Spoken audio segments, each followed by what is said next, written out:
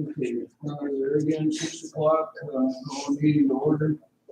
This is a special council meeting. We gave no comments from the audience. And we will discuss only the issue that is before us. That being the removal of the city administrator for cause.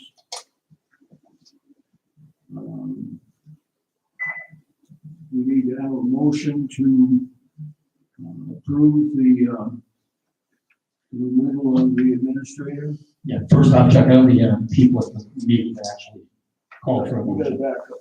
I don't think you have enough people up here to actually call for a vote. We have one. Andrew? So I had emailed about this because I was asked in the last week or so what constitutes a quorum. And because we've had a couple of resignations, I contacted the North Dakota League of Cities and was told that there is no real case law, there is no statute specifically defining how to calculate a quorum, and they tend to refer to Robert's Rules of Order.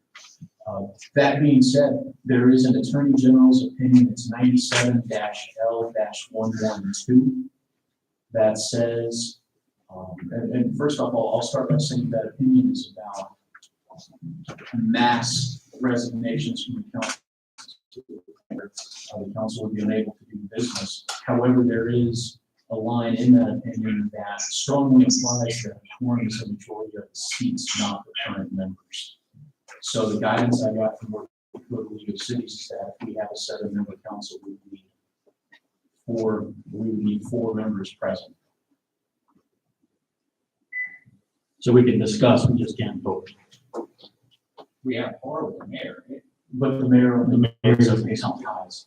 The little handbook from the League of Cities has here that in council cities, the governing board is composed of the mayor and council members. North Dakota Century Code 400801.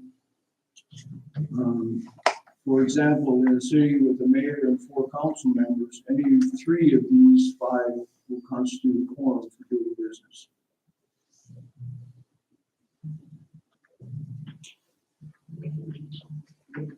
All I have is the direction from the League of Cities. If the council wants to take a vote, it may be challenged later. That's all the advice that I have. So if the council does make a vote, there may be an action to challenge it. Okay, thank you. I guess that we need to have a motion if one needs to be made. I make a motion to fire that. You have to say it differently. Well, to have it removed as the papers show it. Okay. As the administrator. We have a motion by Brent to, what was it worded? So you're gonna terminate her with less than half the council? Yep. Be placed on administrative leave pending her dismissal at the next council meeting. We have a motion on the floor to dismiss Diane.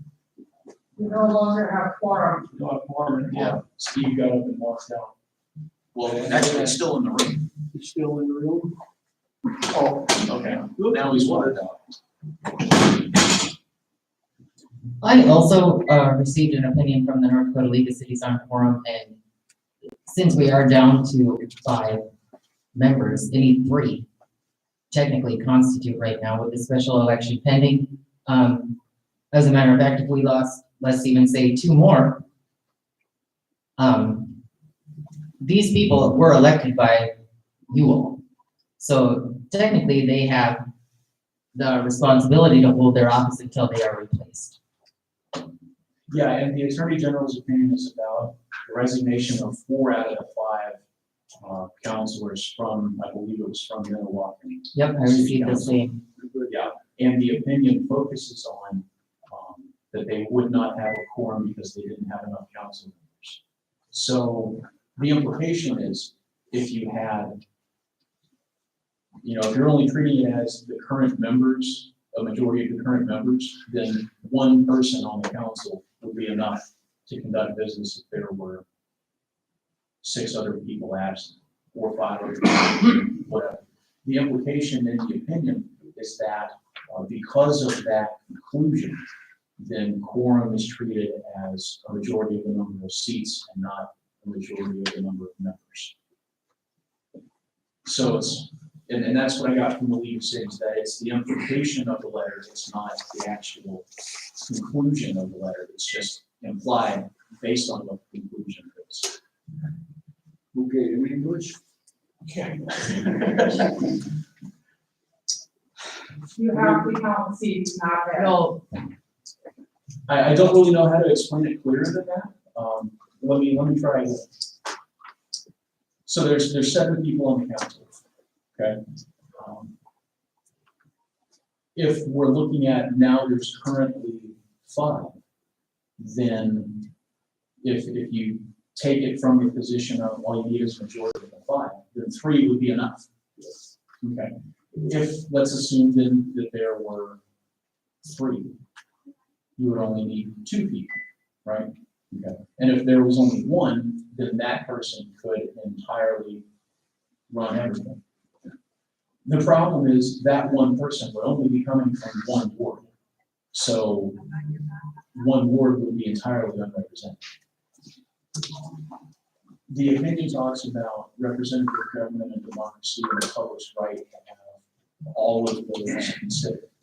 So if we assume that 1 person isn't enough, then the reverse of that is, in order to have the quorum, you need a majority of the entirety, not a majority of just who is currently in office.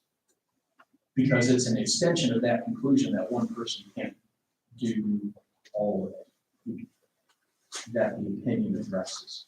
So it's not a specific conclusion that the opinion letter made, but it's an implication from the opinion. But there is no solid decision on it. That's why, I mean, this area definitely is kind of murky.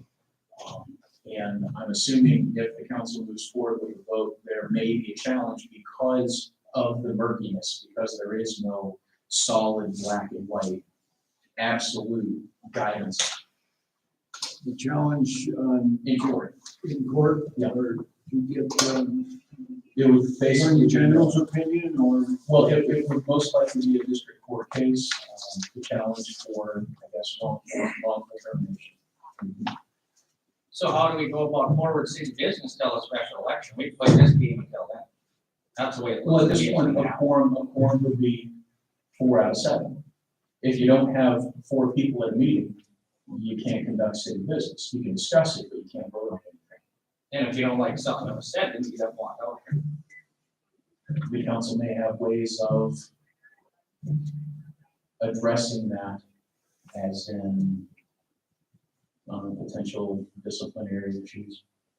But still, the council wouldn't be able to conduct city business unless there's a quorum.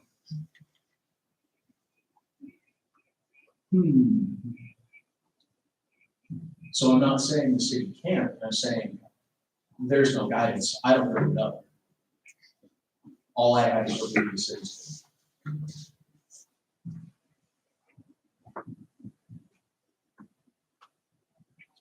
well, I guess I don't know where to go from here. We had a motion on the floor, I'll second it. and it's seconded by Ms. Johns.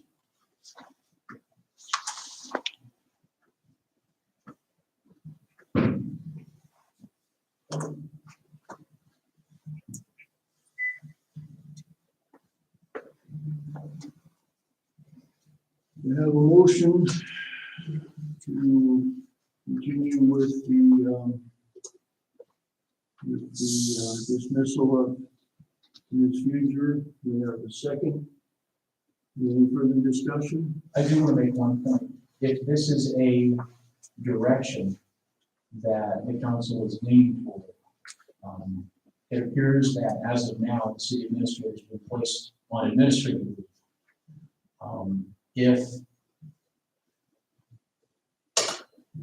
If that continues, I don't see the harm in postponing the vote if she's on administrative leave until the council has a quorum.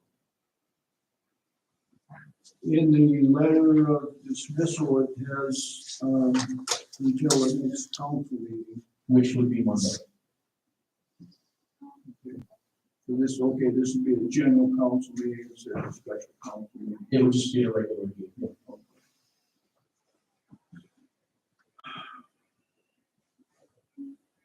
Well, on the advice of council, would you withdraw your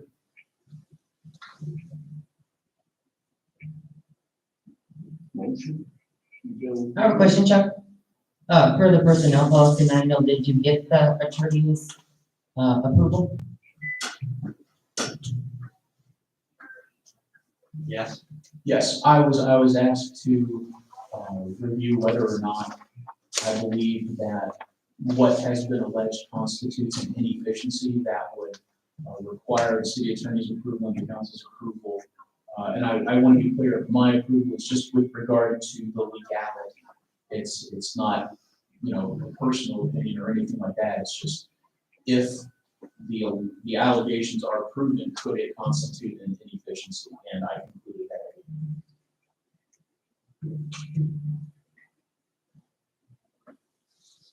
What do you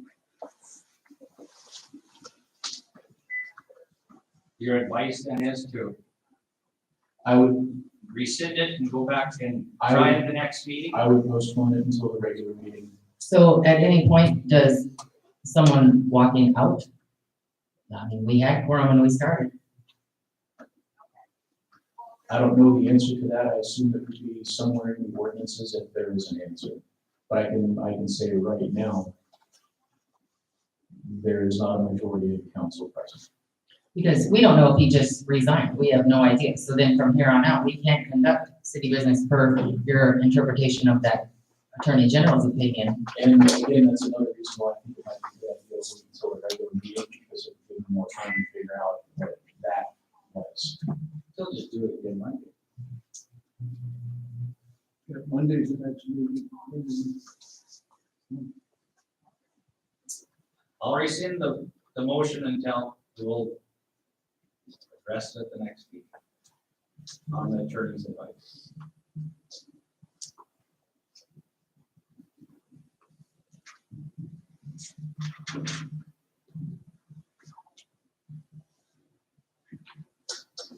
We have a motion to adjourn. I make the motion. You do understand that the problem here in the city of Surrey is the people that are sitting at second that that. table currently. Can I speak to the mayor, please? Any comments from the audience? Thank you. I just gave you one over. Keep going, hon. Well, it's okay. Well, here's my thing. So on section 40, tax zero wage, tax 22, mayor, you have not been preparing and doing your diligence for the city. You can escort me out, but I'll bring these out to you. I'm kindly asking you to resign because you're not doing your job. I don't agree. There you go. I do. This didn't also follow the personnel policy for progressive disciplinary action. It bypassed that altogether. Are we? We're done. Gotta be done.